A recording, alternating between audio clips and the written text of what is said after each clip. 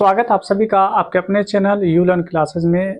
आज की क्लास में हम लोग क्लास 9th के मैथ और उसमें भी पहला चैप्टर जिसका नाम संख्या पद्धति है। क्या है? संख्या पद्धति है। और देखेंगे ये पहला अध्याय है, अध्याय 1 है। और इसमें हम लोग आज प्रश्नावली 1.1 करने वाले हैं, क्योंकि पिछले वीडियो में हम रियल नंबर से रिलेटेड जितनी भी बातें थी हम आपको पूरे डिटेल में बता चुके हैं। यदि आप अब तक उस वीडियो को नहीं देखे हैं तो जाकर एक बार देखें, फिर आप इस वीडियो को देखेंगे, ताकि इस प्रश्नावली में आप देखेंगे कि ये जो 4 सवाल हैं, चारों सवाल को कितने आसानी से हम लोग बना सकते हैं। ठीक है, तो हमारे साथ बने रहें और बिल्कुल ही बेसिक तरीके से आपको सारे सवालों को सिखाने की प्रयास करेंगे। और उम्मीद करते हैं कल के वीडियो से आप लोग बहुत ही अच्छा कमेंट भी कर रहे हैं कि आप लोग को सारी बातें यानी समझ में भी आ रही है। चलिए आइए, यानी हम लोग कॉन्सेप्ट के साथ जो है जो थ्योरी आएंगे थ्योरी देखेंगे, साथ ही साथ जो उसका सॉल्यूशन भी आपको देते चलेंगे। और जब आप इस पूरे यानी कहने का मतलब इस चैप्टर के वीडियो को आप देख लेंगे तो लास्ट में आप ये नहीं कहेंगे कि मैं गणित में कमजोर हूँ। ठीक है, कमजोर कोई नहीं रहेगा। इत्मीनान से आप सारे यानी वीडियो को देखते रहें और सीखते रहें। कोशिश करें कि कॉपी कलम लें और इसे आप खुद से बनाएं, ताकि आप और बेहतर होते चले जाएंगे। आइए आज के वीडियो का आगाज करते हैं और हम लोग आगे बढ़ते हैं। चलिए देखिए, पहला यहाँ पे अगर देखेंगे तो सवाल आपके सामने है। ठीक है, सवाल देखेंगे सामने में है। सारे सवालों को हम लोग हल करने वाले हैं। आइए देखिए, पहला हम लोग एग्जाम्पल लिए हैं और एग्जाम्पल में आप देखेंगे कि पहला क्या उदाहरण है। उदाहरण देखिए, कहता है नीचे दिए गए कथन सत्य है या असत्य है, कारण के साथ अपने उत्तर दीजिए। यानी इसमें पूछा है कि नीचे जो कथन दिया गया ये सत्य है या असत्य है। अगर ये सही है तो कारण दीजिए, और गलत भी है तो क्यों है गलत, ये भी कारण हमसे पूछा जा रहा है। आइए एक एक करके हम लोग हल करते हैं। सबसे पहली बात, 1 नंबर के सवालों को अगर आप देखें तो यहाँ पे देखिए क्या कह रहा है कि प्रत्येक पूर्ण संख्या प्राकृत संख्या होती है। तो पिछले वीडियो में हम आपको बता चुके हैं कि पूर्ण संख्या और प्राकृत संख्या क्या होती है। एक बार ये थोड़ा सा हम लोग समझने की बात करते हैं कि अगर हम सबसे पहले पूर्ण संख्या के बारे में बात करें, जिसको हम लोग होल नंबर कहते हैं। क्या कहते हैं? Whole number. पूर्ण संख्या यानी होल नंबर। होल नंबर क्या था? तो हम बोले थे 0 से शुरू होने वाली संख्या जो होता है वो क्या होता है? वो होल नंबर होता है। ठीक है, 0 से शुरू होने वाली संख्या होल नंबर होता है। लेकिन यहीं पे आपको हम बताए थे जो प्राकृत संख्या होता है, नेचुरल नंबर जिसको कहते हैं, नेचुरल जो होता है वो क्या था? गिनती की संख्या था। क्या है? वो गिनती की संख्या था। जैसे 1 2 3 4 इस तरह से जो संख्या आती है इसको कहते हैं नेचुरल नंबर। अब आपको बताना है कि प्रत्येक पूर्ण संख्या, जितनी भी पूर्ण संख्या, ये जितनी भी पूर्ण संख्या देख रही है, जितनी भी पूर्ण संख्या हम यहाँ पे लिए हैं, ये सभी पूर्ण संख्या क्या प्राकृत संख्या होती है? तो देखेंगे क्या इसमें 0 है? नहीं है। ठीक है, क्या इसमें 1 है? 1 है, 2 है, 3 है। देखिए सभी जो पूर्ण संख्या है 0 को छोड़कर सभी है। 1 इसमें है, बिल्कुल है। 2 इसमें है, 2 है ना। यहाँ पे देखेंगे 3 भी है, 4 भी, और आने वाली संख्या भी होगी। लेकिन क्या ये 0 इसमें है? 0 इसमें नहीं है। इसीलिए हम कह सकते हैं कि जितनी भी पूर्ण संख्या है वो प्राकृत संख्या नहीं हो सकती है। यानी हमारा पहला आंसर निकल के आएगा कि पहला जो है असत्य कथन है। क्या है? असत्य है। देखिए क्या कह रहा है, प्रत्येक पूर्ण संख्या प्राकृत संख्या होती है? बिल्कुल नहीं होती है। देखिए प्रत्येक प्राकृत संख्या जो है, प्रत्येक यानी पूर्ण संख्या जो है प्राकृत संख्या नहीं है। इसलिए कि पूर्ण संख्या में 0 इसमें है नहीं, ये असत्य हो गया, है ना। यहाँ पे कहेंगे क्योंकि, यहाँ पे थोड़ा सा हमको रीजन भी देना होगा, क्योंकि है ना 0 प्राकृत संख्या नहीं है, प्राकृत संख्या नहीं है, प्राकृत संख्या नहीं है। ठीक है, अब आप समझ चुके होंगे। यहाँ पे क्या कहता है, प्रत्येक पूर्ण संख्या यानी जितनी भी पूर्ण संख्या है प्राकृत संख्या होती है? तो नहीं होती है, क्योंकि प्रत्येक जो यहाँ पे हम कह रहे हैं कि पूर्ण संख्या यानी 0 ही नहीं है। 1 तो है, 2 है, 3 है, लेकिन 0 नहीं है। यानी हम इस तरह से नहीं कर सकते कि जितनी भी पूर्ण संख्या होती है वो प्राकृत संख्या होती है। ठीक है, तो हमारा पहला आंसर आ चुका है कि ये गलत हो गया। पहला ये ऑप्शन क्या है? असत्य है। आइए दूसरे यानी हम लोग देखते हैं दूसरे नंबर को। कहता है कि प्रत्येक पूर्णांक संख्या परिमेय संख्या होती है। जितना भी यानी पूर्णांक संख्या होता है। देखिए पूर्णांक संख्या क्या था? पूर्णांक संख्या के बारे में आपको हम बताए थे कि पूर्णांक संख्या जो होता है, जिसको हम लोग इंटीजर नंबर कहते हैं, है ना। पिछले वीडियो में हम आपको बता चुके हैं कि जो इंटीजर नंबर होता है वो इंटीजर नंबर क्या होता है? वो होता है ना माइनस में भी और प्लस में भी। और साथ ही साथ आपको बताए थे कि इसमें जीरो भी आता है। क्या आता है? जीरो भी आता है। ठीक है, इस तरह की जो नंबर होती है इसी को हम लोग क्या कहते हैं? इसी को कहते हैं हम लोग पूर्णांक संख्या। ठीक है, और कहा जितना भी पूर्णांक संख्या है सभी के सम सभी प्राकृत संख्या होती है। तो चलिए हम यहाँ से अगर -3 ही ले लेंगे तो क्या इसके नीचे में 1 नहीं लिख सकते? और जो p बटे q के रूप में होता है उसी को तो हम लोग क्या कहते हैं? परिमेय संख्या कहते हैं। उसी को हम लोग क्या कहते हैं? परिमेय संख्या कहते हैं। अगर हम यहाँ पे 1 ही ले लें तो क्या 1 बटे 1 नहीं लिख सकते? बिल्कुल लिख सकते हैं। अगर हम 0 ही ले लें तो क्या 0 बटे 1 नहीं लिख सकते? बिल्कुल लिख सकते हैं। तो जितने भी यानी पूर्णांक संख्या होती है यानी इंटीजर नंबर होता है उसे आप p बाय q के रूप में लिख सकते हैं। तो इससे पता चला कि हमारा दूसरा सवाल जो है वो सत्य है। यानी हम क्या कहेंगे कि दूसरा नंबर का जो सवाल है क्या है? सत्य है। क्या है? सत्य है। अब सत्य है क्योंकि, अब यहाँ पे लिख देंगे आप क्योंकि प्रत्येक पूर्णांक संख्या को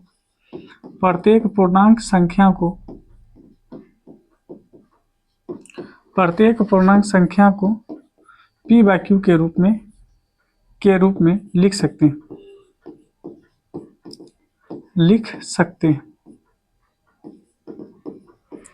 याद रखेंगे। तो हमारा पहला यानी जो था वो असत्य था, दूसरा सत्य निकला। आइए तीसरा देखते हैं। कहता है कि प्रत्येक परिमेय संख्या एक पूर्णांक संख्या होती है। देखिए अब कह रहा है जितना भी यानी परिमेय संख्या होगा, इस बार उल्टा पूछ रहा है। देखिए इसका उल्टा है, दूसरे नंबर का ये उल्टा पूछा है। अब कह रहा है जितना भी परिमेय संख्या है क्या वो पूर्णांक संख्या होगा?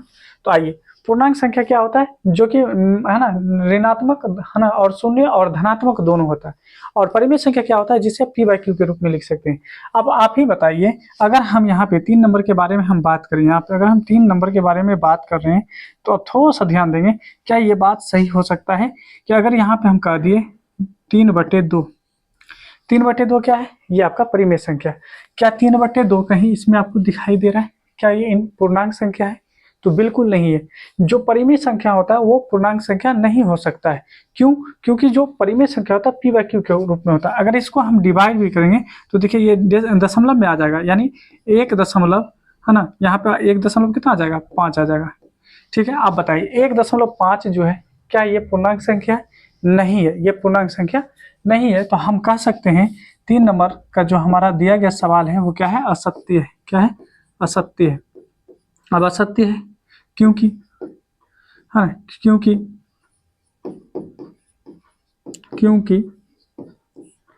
कहेंगे यहाँ पे 3/2 परिमेय है, परंतु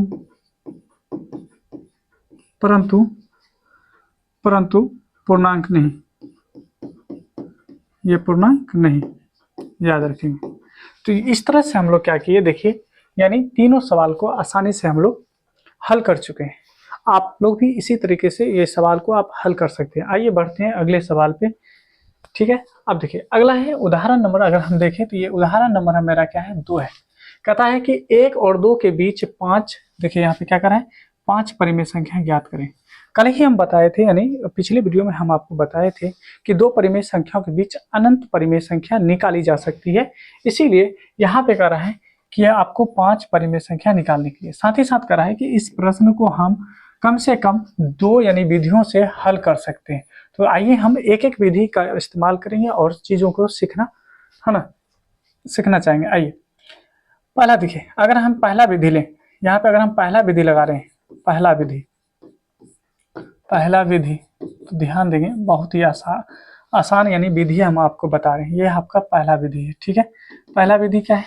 जो आपको नंबर दिया गया है, जो आपका संख्या दिया गया है उसको लिख लीजिए। जैसे 1 और क्या दिया हुआ है? 1 और 2, और कितना कह रहा है निकालने के लिए? 5 कह रहा है निकालने के लिए। यहाँ पे ध्यान देंगे, यहाँ आपसे 5 यानी परिमेय संख्या पूछा जा रहा है। तो देखिए पहला विधि ये कहता है, मान लीजिए अगर हम इन दोनों के बीच, मान लीजिए कि अगर a है और मेरे पास क्या है? एक नंबर b है। अगर इन दोनों के बीच की संख्या ज्ञात करना है तो a प्लस b कीजिए और उसको हाफ कर दीजिए, तो इन दोनों के बीच वाली संख्या मिल जाएगी। तो इसी प्रकार से अगर हम यहाँ देखें, हम पहली संख्या निकाल रहे हैं क्योंकि 5 बोल रहा है तो 5 निकालेंगे। तो अगर मेरे पास 1 है, 1 को 2 में जोड़ेंगे और इसको हाफ कर देंगे यानी आधा कर देंगे, तो कितना निकल गया? ये निकल गया आपको 3/2। कितना निकल जाएगा? 3/2 आ जाएगा। अब देखिए यानी इन दोनों के बीच में आया, यानी कहने का मतलब हम कह सकते हैं कि 1 और जो 2 है इन दोनों के बीच में कौन सी संख्या आ गया, 3/2 आ गया, नहीं आ गया। अब फिर देखिए हम क्या करेंगे, इन दोनों को जोड़ के फिर हाफ कर देंगे। ये पहला निकला, देखिए अब हम फिर दूसरा निकालेंगे। दूसरा निकालेंगे तो क्या करेंगे, यानी 3/2 इसको जोड़ेंगे, है ना, लास्ट वाले में यानी 2 में जोड़ दीजिए और इसका हाफ कर दीजिए, है ना। इसका यानी ऊपर में भिन्न का यानी आप क्या करेंगे, जोड़ कर लेंगे। अगर ऊपर में देखेंगे इन दोनों का एलसीएम 2 आएगा तो ये हो जाएगा 3 और ये हो जाएगा 2 दूना 4 और नीचे में ये आपका क्या है 2। इसके इस 2 के नीचे कुछ नहीं तो 1 आप ऐसे लिख सकते हैं समझने के लिए। आगे देखिए ये हो जाएगा 7/2 और अगर हम इसको मल्टीप्लाई करते हैं तो 1 ऊपर 2 नीचे आ जाएगा, ठीक है। अब देखिए क्या हो जाएगा, 7 × 7 और 2 दूना 4। तो अब देखिए मेरा दूसरा नंबर क्या निकल गया। अब देखिए पहला क्या था, 1 और 2 जिसके बीच में 3 आया था, तो 1 और 2 के बीच में क्या आया था, 3/2। उसके बाद अब देखिए इन दोनों के बीच में क्या आया, तो 7/4 आ गया, ठीक है। और फिर ये आपका 2 का 2 रहेगा। अब तक हम कितना नंबर निकाले, 1 2 नंबर निकाल चुके हैं। इस तरह से हमको कितना निकालना है, 5 निकालना है। फिर देखिए यहाँ पे हम तीसरा नंबर निकालेंगे। अब देखिए क्या करेंगे, 7/4 को 2 में जोड़ेंगे, उसका हाफ कर देंगे। 7/4 इसमें जोड़ेंगे 2, इसके नीचे कुछ नहीं तो 1 कर लीजिए और इसको हाफ करेंगे, ठीक है। 2 से भाग करेंगे, इन दोनों का एलसीएम निकालेंगे तो 4 और देखेंगे 4 × 4 और 4 यानी है ना 1 चौके 4 और 4 दूना 8 हो जाएगा। उसका हाफ करेंगे, इसके नीचे कुछ नहीं तो 1 आप समझेंगे। अब देखिए 7 5 कितना होगा 15, 15/4 और इसको जब मल्टीप्लाई करेंगे तो 1 ऊपर 2 नीचे आ जाएगा, ठीक है। ये हो जाएगा आपको 15/8, कितना आ जाएगा 15/8 आ जाएगा, 4 दूना 8। अब देखिए हम क्या निकाल चुके हैं, यानी 1 और 2 के बीच का रहा था निकालने के लिए, तो अब तक में हम क्या निकाले 3/2। उसके बाद क्या निकाल चुके थे 7/4। अब अभी क्या निकाले हम लोग 15/8, ठीक है। 15/8 हम लोग निकाल चुके हैं। अब देखिए अब फिर क्या करेंगे, इन दोनों के बीच हम निकालेंगे, ठीक है। अब तक में हम कितना निकाल चुके हैं, 1 2 3 निकाल चुके हैं। अब हम लोग चौथा निकालेंगे, ठीक है। देखिए बहुत ही साधारण तरीके से बता रहे हैं ताकि आप इसे आसानी से निकाल सकते हैं। इसके अलावा भी दूसरा विधि है जो कि और आसान है, इससे भी सरल है, आप आसानी से निकाल सकते हैं, इतना नहीं करना पड़ेगा, उसमें बहुत साधारण है लेकिन सीखना आपको सभी है। अब देखिए क्या करेंगे, 8 यानी 15/8 और जो 2 है इनके बीच निकालेंगे, तो 15/8 और 2 इसके भी क्या करेंगे, हाफ करेंगे, आधा करेंगे, क्योंकि दो संख्याओं के बीच की संख्या जब निकालना है तो दोनों को जोड़कर 2 से भाग दे दीजिए, ये करना होगा। दोनों का एलसीएम 8 आएगा, 8 ले लीजिए। उसके बाद देखिए 15 इकाई 15 ही होगा, क्योंकि 8 इकाई 8 तो है ना, 1 को 15 से गुना करेंगे 15, बीच में जोड़ है, जोड़ लगाइए 1 से यानी 8 में भाग लगाएंगे तो 8 बार में और 8 दूना 16 हो जाएगा। इसके बाद इसका हाफ है, ठीक है। इसके नीचे कुछ नहीं तो 1 आप दे सकते हैं, 15 और आप 16 को ऐड करेंगे तो 31 आएगा, 31/8 और ये देखिए ये चला जाएगा 1 ऊपर 2 नीचे, ठीक है।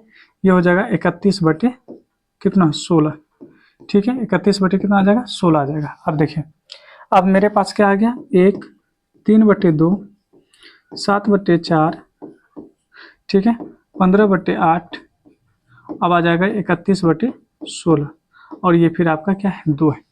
और लास्ट आप निकालेंगे इन दोनों के बीच, ये 31 है, याद रखेंगे। अब देखिए पचमा जब निकालेंगे तो 31/16 और प्लस में 2 इसका हाफ करेंगे, ठीक है। आइए एलसीएम 16 आएगा, 31 का 31 प्लस और 16 दूना 32 हो जाएगा और नीचे में देखेंगे 2 बटे में कुछ नहीं तो 1 आप दे सकते हैं। आइए ये बड़ी संख्या यानी बड़ी लाइन होनी चाहिए, दोनों को ऐड करेंगे तो हो जाएगा 63 और 63 बटे में 16 और यहाँ देखेंगे 1 ऊपर 2 नीचे, आपको हो जाएगा 63/32, ठीक है। अब देखिए आपके पास पांचों नंबर आ चुका है, 1, उसके बाद 3/2, उसके बाद देखेंगे 7/4, उसके बाद देखिए 15/16, उसके बाद देखेंगे 31/16 था ना, और 15/8 था, यहाँ पे 15/8, 31/16 और लास्ट में क्या आ गया आपको अभी जस्ट 63/32 और लास्ट में 2 दिया गया था। तो मेरे पास यानी 5 आ गया, जो कि 1 और 2 के बीच में क्या है 3/2 7/4 15/8 31/16 और 63/32 यानी 32। इस तरह से आप जो है दो संख्याओं के बीच की संख्या को आप आसानी से निकाल सकते हैं। ठीक है, अब देखिए क्या करेंगे, अब हम लोग दूसरा विधि देखेंगे। क्या करेंगे, दूसरा विधि देखेंगे। क्या आपको ये पूरा दिख रहा है? थोड़ा सा हम विजुअल कर देते हैं, चलिए ठीक है। आइए अब देखिए यहाँ पे क्या करेंगे, अब हम लोग दूसरा विधि लगाएंगे। क्या करेंगे, दूसरा विधि, और दूसरी विधि का इस्तेमाल करके हम लोग क्या करेंगे, समझने के प्रयास करते हैं। ठीक है, आइए एक एक करके हम लोग चीज़ों को हम समझते हैं। दूसरा विधि देखेंगे। ठीक है, इसको हम थोड़ा सा मिटा लेते हैं। आइए दूसरा अगर हम लोग देखें, दूसरी विधि अगर हम लोग देखें, दूसरी विधि, ठीक है, अगर दूसरी विधि देखें हम लोग तो क्या हो सकता है। अब देखिए दूसरा विधि क्या है। अब जैसे हल करेंगे, हल करने के लिए उसके बाद आपका जो नंबर दिया गया उसको लिखेंगे 1 और आप कहेंगे 2। ठीक है, अच्छा 1 और 2 है तो क्या हम इसको 1/1 और यहाँ पे लिख सकते हैं 2/1। क्या लिख सकते हैं, बिल्कुल लिख सकते हैं, क्योंकि 1 से किसी भी नंबर में आप डिवाइड करेंगे तो फिर वही संख्या आएगा। अब देखिए आपसे मांग क्या रहा है, कितनी नंबर मांग रहा है, 5। अगर आपसे 5 मांग रहा है तो आप क्या करेंगे, इस 5 में 1 जोड़कर क्या करेंगे, जितना आएगा उसको अंश और हर दोनों में मल्टीप्लाई कर देंगे। क्योंकि मांग रहा है 5 तो हम 6 से गुना करेंगे। क्या करेंगे, 1 गुना 6, ऊपर में जो है, नीचे में भी है 1, इसमें भी गुना करेंगे 6 से। और यहाँ पे देखिए ये जो दिया है 2, इसमें भी 6 से गुना करेंगे, और नीचे में जो 1 है इससे भी गुना करेंगे। अब देखिए आपके पास आ गया 6/6, और आपके पास क्या आ गया, आप देखेंगे 6 दूना 12/6 आ गया। अब बताइए दोनों का क्या है, देखेंगे हर आपका बराबर है, तो 12 और 6 के बीच में क्या आप दो संख्या यानी 5 संख्या नहीं निकाल सकते हैं? तो आप कह सकते हैं, अगर हम इसी को लिखना चाहें, देखिए 6/6, क्या हम 6 यानी यहाँ पे 7/6 लिख सकते हैं, 7/6, 8/6, 9/6, ठीक है, 10/6, 11/6 और 12/6। क्योंकि हम मुझे कह रहा है कि यानी 1 और जो है 2 के बीच है ना 5 संख्या निकालने के लिए, तो क्या ये 5 संख्या नहीं है, 1 2 3 4 5, तो आप लिख देंगे कि 5 जो परिमेय संख्या है ना। तो अभिष्ट संख्या हम लिख देते हैं, अभिष्ट संख्या यानी जो मुझे निकालना है क्या हो जाएगा, 7/6, 8/6, 9/6 और 10/6, 11/6। ये आपका आंसर हो गया। अब देखिए अभी जो आंसर निकाले और पहली विधि से जो आंसर निकाले थे, ठीक है, आंसर आपको अलग अलग दिख रहा है, लेकिन आपका आंसर बिल्कुल दुरुस्त है, बिल्कुल सही है। आप ये नहीं सोचेंगे कि सवाल में जो हम जो निकाले हैं और बुक में जो आंसर दिया दोनों डिफरेंट है, तो इसके आंसर जो है डिफरेंट निकल सकते हैं, क्योंकि डेसिमल वाला नंबर जो होता है आपको डिफरेंट निकल सकते हैं। ठीक है, उम्मीद करते हैं आप दूसरा विधि भी आसानी से समझ चुके होंगे। आइए अब हम लोग देखते हैं सवाल नंबर, यहाँ प्रश्नावली देखेंगे। अब देखिए प्रश्नावली, क्योंकि मेरा प्रश्नावली 1.1 है, अब इसमें हम लोग पहले नंबर के सवालों को देखने वाले हैं। देखिए यानी टोटल हमारे पास यानी 4 सवाल है, चारों सवालों को हम बड़े इत्मीनान से हम लोग यानी सीखने वाले हैं। उम्मीद करते हैं आप लोग भी यानी शुरू से लेकर अंत तक देखेंगे और सारे यानी सवालों को हल करना सीखेंगे। आइए हम लोग पहला सवाल को देखते हैं। पहला सवाल क्या था, देखिए यहाँ भी देखेंगे तो वही चीज़ है, इसी को हम आगे लिखा है। क्या शून्य एक परिमेय संख्या है? क्या इसे p/q के रूप में लिख सकते हैं, जहां p और q क्या है, पूर्णांक है और q जो है 0 नहीं है। देखिए सेम बात है, क्या शून्य एक परिमेय संख्या है? क्या इसे p/q के रूप में लिख सकते हैं, जहां p और q क्या है, पूर्णांक है और q 0 के बराबर नहीं है। आइए तो सबसे पहली बात, जैसे हम इसका आंसर करेंगे तो हम क्या कहेंगे, हल करेंगे और लिखेंगे हाँ, क्या कहेंगे, हाँ शून्य शून्य एक परिमेय संख्या है। एक क्या है, परिमेय संख्या है, ये बात आप लिखेंगे। ठीक है, अब ये परिमेय संख्या है तो क्या इसे p/q के रूप में लिख सकते हैं? हाँ जी, 0 को हम बिल्कुल p/q के रूप में लिख सकते हैं। जैसे ये 0 है, अभी देखिए ये क्या है, आपका 0 है, क्या इस 0 को हम 0/1 नहीं लिख सकते? बिल्कुल लिख रहे हैं। अब देखिए p के जगह पे आप देखेंगे और क्यू की जगह पे अगर आप देखें, ये क्यू कह रहा था कि 0 नहीं होना चाहिए, तो आप देखिए पी की जगह पे क्या है 1 है, सॉरी पी की जगह पे 0 है और क्यू की जगह पे क्या है 1 है। और आप ही बताइए क्या 1 0 के बराबर है? नहीं है, 1 0 के बराबर नहीं है, इसीलिए इसे हम पी बाई क्यू के रूप में लिख सकते हैं। मेरा ये आंसर आ गया। ठीक है, क्या आ गया? ये मेरा आंसर आ गया। उम्मीद करते हैं आप ये चीज़ को समझ चुके होंगे।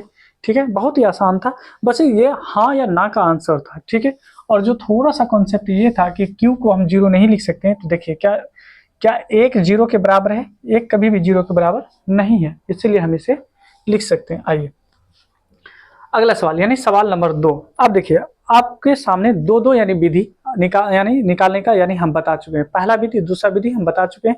अब आपको जो विधि आपको आसान लगता है उस विधि से आप इसे हल कर सकते हैं। जैसे 3 और 4 के बीच 6 परिमेय संख्या करा निकालने के लिए कितनी 6 परिमेय संख्या। आइए हम दूसरी विधि से हल कर रहे हैं, आप लोग पहले विधि से भी हल कर सकते हैं। ठीक है, देखिए हल करेंगे उसके लिए पहले हम मेरे पास जो नंबर है वो लिखेंगे।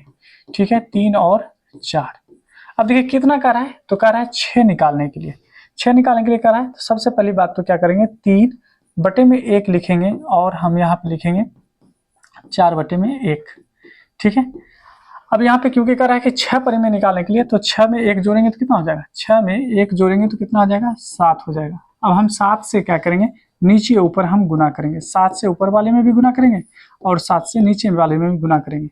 और यहाँ पे देखेंगे यानी 4 बटे 1 जो है 7 से ऊपर वाले में भी गुना करेंगे, 7 से नीचे वाले में भी गुना करेंगे।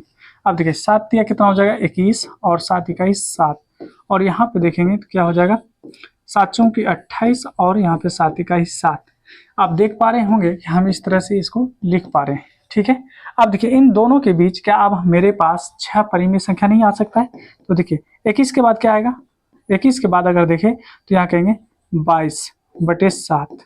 उसके बाद देखिए 22 के बाद क्या आएगा 23 बटे 7, 24 बटे 7, 25 बटे 7, 26 बटे 7 और 27 बटे 7, सॉरी 7 होगा। आइए देखिए 1 2 3 4 5 6 आ गया। यही हमारा क्या है अभिष्ट यानी संख्या है, तो हम लिखेंगे अभिष्ट संख्या। ठीक है, यानी अभिष्ट संख्या का मतलब जो मुझे निकालना था, तो अभिष्ट संख्या मेरे सामने आ चुका है। इस तरह से हम इसका आंसर कर सकते हैं। ये मेरा है ना, यानी आंसर आ चुका है। उम्मीद करते हैं कि ये जो तरीका बता रहे हैं बहुत ही है ना आपको आसान लग रहा होगा और आप सीख भी रहे होंगे। दूसरा भी तरीका जो पहला विधि जो बताए थे वो भी आसान था, बस केवल क्या करना था 3 और 4 को जोड़ते हाफ करते। तो यहाँ देखिए 7 बटे 2 आता है जो कि पहली संख्या निकलता आपको। ठीक है, फिर क्या करते ये 7 बटे 2 और इसी में हम क्या करते 4 को ऐड करते फिर इसका हाफ करते। तो इस तरह से भी आप आसानी से निकाल सकते हैं जो कि आसान है। ठीक है, आइए अब अगले सवाल को देखते हैं। सवाल नंबर यानी हम लोग 3 देखेंगे। सवाल नंबर 3 देखिए क्या कर रहा है 3 बटे 5 और 4 बटे 5 के बीच 5 यानी परिमेय संख्या निकालने के लिए एक चीज ध्यान देंगे कि जो परिमेय संख्या उसका हर जो है हर हमको इक्वल चाहिए। अगर इक्वल नहीं रहता तो इक्वल करते। जैसे मान लीजिए 1 बटे 2 रहता और यहाँ पे रहता 1 बटे 3, तो सबसे पहली बात हमको हर को यानी बराबर करना था। तो हर को बराबर करने के लिए इसमें 3 से गुना करते, इसमें 2 से गुना करते, तब जाकर मेरे पास यानी क्या होता हर यहाँ पे बराबर हो जाता, यानी 3 बटे 6 हो जाता और यहाँ पे 2 बटे यानी 6 हो जाता। हमको क्या करना था पहले है ना, पहले हमको हर बराबर करना है, तभी जाके हम सवालों को यानी हल कर सकते हैं। जितना मांगेगा उन दोनों के बीच की संख्याओं को हम निकाल सकते हैं। आइए यहाँ पे अगर हम देखें मेरे पास जो सवाल नंबर 3 है, सवाल नंबर 3 में देखेंगे कि मेरे पास जो दिया गया है हर बिल्कुल पहले से ही बराबर करके दिया है। क्या है, पहले से बराबर करके दिया गया है। तो आइए हम लोग क्या करते हैं इसको हल करते हैं। देखिए ध्यान देंगे यहाँ पे जैसे हल करेंगे, तो हल जब करेंगे तो मेरे पास जो नंबर है पहले उस नंबर को यहाँ पे लिखेंगे। ठीक है, नंबर को लिखने के बाद फिर हम लोग क्या करेंगे, कर रहा है 5 कर रहा है तो 5 में 1 जोड़ेंगे, उसके बाद उससे है ना दोनों यानी नंबरों में क्या करेंगे मल्टीप्लाई करेंगे। अब देखिए यहाँ पे 3 बटे 5 था, 6 से नीचे भी गुना करेंगे, 6 से ऊपर भी गुना करेंगे। अब ये 6 से क्यों कर रहे हैं, क्योंकि 5 मांग रहा है तो एक एक्स्ट्रा यानी उसमें ऐड करके तब मल्टीप्लाई किया जाता है। इसके बाद यहाँ पे देखें तो क्या है दिया हुआ 4 बटे 5। ठीक है, इसमें भी 6 से गुना करेंगे और इसमें भी यानी नीचे ऊपर दोनों में गुना करेंगे, 6 या 18 हो जाएगा। और यहाँ पे देखेंगे तो 6 पंचे 30 हो जाएगा। और यहाँ और देखें, है ना, यहाँ हो जाएगा 6 चौके 24 और नीचे में देखेंगे ये हो जाएगा 30। अब देखिए यहाँ भी 30 और यहाँ भी 30, ये दोनों बराबर। और जब ये दोनों बराबर तो इन दोनों के बीच कितनी संख्या निकाली जा सकती है? तो 18 के बाद आएगा 19, 19/30 हो जाएगा। उसके बाद 19 के बाद आता है 20, 20/30 हो जाएगा। इसके बाद आएगा 21, 21/30 हो जाएगा। इसके बाद आएगा 22, 22/30। इसके बाद आएगा 23/30। ठीक है, आगे बढ़ेंगे। और 24, 24 तो आपको दिया ही गया है। तो देखिए क्या आपके पास 5 संख्या नहीं आया? 1 2 3 4 5, अर्थात कहने का मतलब ये हमारा अभिष्ट संख्या है, यानी ये हमारा आंसर हो गया। यानी अभिष्ट संख्या जो हमारे सामने आया है वो क्या है? 19/30, 20/30, 21/30, 22/30 और 23/30 आ गया है। ठीक है, उम्मीद करते हैं कि ये भी सवाल आप आसानी से सीख चुके होंगे। अब बढ़ते हैं हम लोग अगले सवाल की तरफ। अगला सवाल देखें, और इस यानी प्रश्नावली का आखिरी सवाल है। इसके बाद हम प्रश्नावली जो है करने का मतलब 1.2 को सीखने वाले हैं, जिसमें कि हम लोग अपरिमेय संख्याओं के बारे में बहुत ही आसानी से सीखने वाले हैं। और आप सभी वीडियो को जरूर देखेंगे और चैनल को सब्सक्राइब करके रखेंगे और नोटिफिकेशन को ऑन करके रखेंगे, ताकि वीडियो जैसे अपलोड हो आपके पास सबसे पहले नोटिफिकेशन जाए। ठीक है, और कॉपी कलम के साथ आपको पढ़ना है, बिना कॉपी कलम के आपको पढ़ना ही नहीं। कॉपी लेंगे, कलम लेंगे और सारी चीज को नोट्स करते रहेंगे। वीडियो देखने के बाद एक बार खुद से बनाइए। अगर कहीं दिक्कत होता हो तो फिर आप हमें कमेंट करेंगे, हम कोशिश करेंगे कि नेक्स्ट वीडियो में उसको हम फिर से शामिल करें और आपको और बेहतर कर सकें। ठीक है, आइए अगला सवाल देखेंगे। तो कहता है यहाँ पे कि नीचे दिए गए कथन सत्य है या असत्य है, सही है या गलत है, हाँ ना। साथ ही साथ हमको अपना उत्तर भी देना है कि सही है तो क्यों है और गलत है तो क्यों है। चलिए आइए, ऐसा सवाल हम लोग पहले एग्जाम्पल में भी कर चुके हैं। कहता है कि प्रत्येक प्राकृत संख्या एक पूर्ण संख्या होती है। आइए हम लोग इसके बारे में समझते हैं। देखिए, जैसे हम लोग हल करेंगे और हल करने के बाद हम लोग पहला नंबर लेंगे। पहला नंबर में कह रहा है कि सभी प्राकृत संख्या, तो हम प्राकृत संख्या को लिखने की प्रयास कर रहे हैं। आपको बता चुके हैं कि प्राकृत संख्या जो होता है क्या होता है? प्राकृत संख्या यानी नेचुरल नंबर, और इसको n से डिनोट किया जाता है। ठीक है, नेचुरल नंबर। और नेचुरल नंबर को हम जानते हैं कि गिनती की संख्या होता है, जैसे 1 2 3 4 5, इस तरह की जो संख्या होती है यानी गिनती की संख्या प्राकृत संख्या होती है।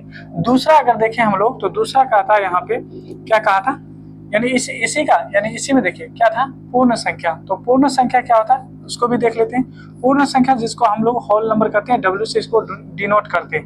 अब कहता है कि ये जो आपका पूर्ण संख्या होता है किसे कहते हैं? तो जो 0 से शुरू हो, है ना, 0 से जो शुरू होता है उसी को हम लोग कहते हैं पूर्ण संख्या। क्या कहते हैं? उसको पूर्ण संख्या कहते हैं। अब आइए लौटकर सवाल पे। सवाल में क्या कह रहा है कि प्रत्येक प्राकृत संख्या, जितनी भी प्राकृत संख्या पूर्ण संख्या होती है, यानी जितनी प्राकृत संख्या होगा वो पूर्ण संख्या में शामिल होगा। यानी ये संख्या का जितना भी संख्या होगा वो किसमें होगा? पूर्ण संख्या में होगा। यानी प्राकृत संख्या की सभी संख्या किसमें मौजूद होगा? तो वो होगा पूर्ण संख्या में। क्या ऐसा होता है? आइए देखते हैं। अब अगर यहाँ पे हम कोशिश करें, आपको समझाने की प्रयास करें, तो आप देखेंगे कि एक जो है ना, देखिए ये एक प्राकृत संख्या और ये पूर्ण संख्या में, देखिए प्राकृत संख्या ये पूर्ण संख्या में शामिल है। 2 भी क्या है? प्राकृत संख्या में, यानी प्राकृत संख्या जो 2 जो है पूर्ण संख्या में शामिल है। 3 जो है ये भी आप देखेंगे कि पूर्ण संख्या में शामिल है। 4 भी पूर्ण संख्या में शामिल है, 5 भी, और आने वाली जितनी भी संख्या होंगे सभी की सभी जो है प्राकृत संख्या पूर्ण संख्या में शामिल है। अगर ये शामिल है तो कहेंगे हाँ ये सत्य है। क्या है? ये सत्य है। तो हम यहाँ पे लिखेंगे सत्य है। क्या है? सत्य है। अब सत्य है तो क्यों है? क्योंकि हम यहाँ पे लिख देंगे क्योंकि प्रत्येक प्राकृत संख्या प्रत्येक प्राकृत संख्या पूर्ण संख्या में शामिल है। क्या है? पूर्ण संख्या में शामिल है। पूर्ण संख्या में शामिल है। याद रखेंगे। अभी जस्ट हम आपको समझा चुके हैं और उम्मीद करते हैं कि आप समझ भी चुके होंगे। बहुत ही साधारण तरीके से आपको समझाने की प्रयास किए और आप समझ भी चुके होंगे। आइए दूसरा सवाल देखते हैं। दूसरा सवाल में कह रहा है कि प्रत्येक पूर्णांक संख्या पूर्ण संख्या है। सबसे पहली बात तो हम यहाँ पे लिखेंगे क्या चीज? तो यहाँ पे हम लोग लिखेंगे पूर्णांक संख्या के बारे में। पहले पूर्णांक संख्या हम बताए थे आपको कि पूर्णांक संख्या होता क्या है। पूर्णांक संख्या जिसको इंटीजर नंबर कहते हैं, कैपिटल आई से भी हम इसको डिनोट करते हैं। आप देखिए पूर्णांक संख्या जो होता है वो क्या होता है जिसमें जीरो भी होता है, प्लस भी होता है यानी धनात्मक भी होता है, और फिर जो इसमें ऋणात्मक संख्या भी होता है। ये क्या होता है, ऋणात्मक संख्या भी होता है, याद रखेंगे, ठीक है। ये ऋणात्मक संख्या भी इसमें शामिल होता है। आप ध्यान देंगे, दूसरा कह रहा है कि पूर्ण संख्या होती है, यानी जितने पूर्णांक संख्या होती है वो पूर्ण संख्या में शामिल होगा। तो पूर्ण संख्या अभी जस्ट बताए थे आपको, सॉरी, है ना, पूर्ण संख्या के बारे में जस्ट बताए थे कि पूर्ण संख्या यानी होल नंबर जो होता है वो जीरो से शुरू होता है, जीरो से। तो देखेंगे 0, 1, 2, 3, 4 इस तरह से आएगा। अब बताइए क्या सभी पूर्णांक संख्या पूर्ण संख्या में शामिल है? आप कहेंगे कि जीरो, तो जीरो हाँ यहाँ पे आपको मिल रहा होगा। थोड़ी देर के लिए आप देखेंगे तो ये जो जीरो है, आप देखिए जीरो इसमें है, 1 इसमें है, 2 इसमें है, ठीक है, 3 इसमें है। लेकिन हम आपसे ये पूछे कि -1 है इसमें, नहीं है। क्या -2 है इसमें, नहीं है। अगर ये नहीं है तो इसका मतलब जो है सभी जो पूर्णांक संख्या होती है वो पूर्ण संख्या नहीं होती है। क्यों? क्योंकि पूर्ण संख्या में नेगेटिव नंबर यानी ऋणात्मक संख्या नहीं होती है। तो उम्मीद करते हैं कि आप समझ चुके होंगे। अब हम यहाँ पे क्या लिखने वाले हैं, आप ये बात समझ चुके होंगे कि ये पूर्ण संख्या यानी ये क्या है, असत्य है। क्या है, असत्य है। क्या है, असत्य है। अब असत्य है क्यों है? क्योंकि यहाँ पे आप लिख सकते हैं क्योंकि प्रत्येक पूर्णांक संख्या पूर्ण संख्या नहीं होती है, है ना। पूर्णांक संख्या पूर्ण संख्या नहीं होती है, पूर्ण संख्या नहीं होती है। अगर आपसे पूछे कैसे, क्यों, तो कहेंगे कि माइनस जो 5 है, मान लीजिए -5 जो है ये पूर्णांक संख्या है, लेकिन -5 पूर्ण संख्या नहीं है। इसी वजह से, क्योंकि नेगेटिव जितने भी पूर्णांक संख्या होंगे वो पूर्ण संख्या में शामिल है ही नहीं। जब शामिल नहीं है तो आप कह सकते हैं कि ये असत्य है। क्या है, असत्य है। आइए अब तीसरा देखते हैं और लास्ट यानी इस यानी प्रश्नावली का आखिरी सवाल देखेंगे। और आखिरी सवाल क्या है, तो आप देखेंगे यहाँ पे कह रहा है कि प्रत्येक परिमेय संख्या पूर्ण संख्या होती है। तो आइए सबसे पहली बात तो हम परिमेय संख्या को देखते हैं कि परिमेय संख्या होता क्या है, ठीक है। तो परिमेय संख्या के बारे में बात करें तो परिमेय संख्या के बारे में, जिसको हम लोग रेशनल नंबर कहते हैं, क्या कहते हैं, रेशनल नंबर, और क्यू से बोले थे इसको डिनोट किया जाता है। अब रेशनल नंबर जो होता है जिसको हम p/q के रूप में लिख सकते हैं। जैसे ये आपका क्या है, p/q के रूप में, या फिर हम 1 भी लिख सकते हैं, ऐसे भी हम 17, 18 ये भी ले सकते हैं। ये सभी के सभी क्या है, ये सभी के सभी हमारे क्या है, ये है परिमेय संख्या। अब बताइए, कहता है कि पूर्ण संख्या होती है, तो पूर्ण संख्या के लिए आपको बताए हैं कि पूर्ण संख्या होता क्या है। तो पूर्ण संख्या यानी होल नंबर जो होता है जीरो से शुरू होता है, जीरो से शुरू होता है, जिसको हम लोग क्या कहते हैं, इसको कहते हैं हम लोग पूर्ण संख्या। क्या आप बता सकते हैं कि 1/2 क्या इसमें कहीं शामिल है? बिल्कुल शामिल नहीं। 7/2 इसमें शामिल है? बिल्कुल शामिल नहीं है। 1 शामिल हो सकता है, 17 शामिल हो सकता है, लेकिन ये जो बटे में p/q के रूप में जितनी भी संख्या आएगी, यानी भिन्न संख्या जितनी भी आएगी या परिमेय संख्या जितनी भी होगी p/q के रूप में, वो सभी के सभी आपके जो होंगे पूर्ण संख्या में शामिल नहीं होगी। जब नहीं होगी तो हम क्या कर सकते हैं कि ये जो दिया गया सवाल है ये क्या है, असत्य है। क्या है, ये असत्य है। और असत्य क्यों है? क्योंकि 2/3 बोलिए या 1/2 बोलिए, ये संख्या जो है पूर्ण संख्या में शामिल नहीं है। तो यहाँ पे हम इसके बारे में भी लिखेंगे, यानी 3 नंबर के बारे में भी लिखेंगे असत्य। क्या है, ये असत्य है। असत्य है। क्या कहेंगे, असत्य है। क्योंकि 1/2 पूर्ण संख्या नहीं है, पूर्ण संख्या नहीं है। बस इतना ही बात कर दीजिए, बस आपका व्याख्या हो चुका है, पूर्ण संख्या नहीं है। आपका यानी आंसर बन गया। जब बन गया तो इस तरह से हम लोग सारे सवालों को आसानी से 1 बाय 1 करके हम लोग सीख चुके हैं। तो आपसे एक छोटा सा ही रिक्वेस्ट रहेगा कि अब तक का सेशन अगर आपको बेहतर और आपके लिए, है ना, बेनिफिशियल है, तो आप वीडियो को लाइक कर देंगे, है ना, शेयर भी करेंगे, और अगर चैनल से नहीं जुड़े तो सब्सक्राइब करेंगे। और आप आपके साथी जितने भी हैं उनको भी आप शेयर करें और उनको भी कहें कि चैनल को सब्सक्राइब करके रखें और नोटिफिकेशन ऑन रहना चाहिए, ताकि आपके लिए जो इस सारे यानी वीडियो बना के ला रहे हैं आपके लिए बहुत ही बेनिफिशियल हो। आप इसे देखें, सीखें और आगे बढ़ें। मिलते हैं नेक्स्ट वीडियो में।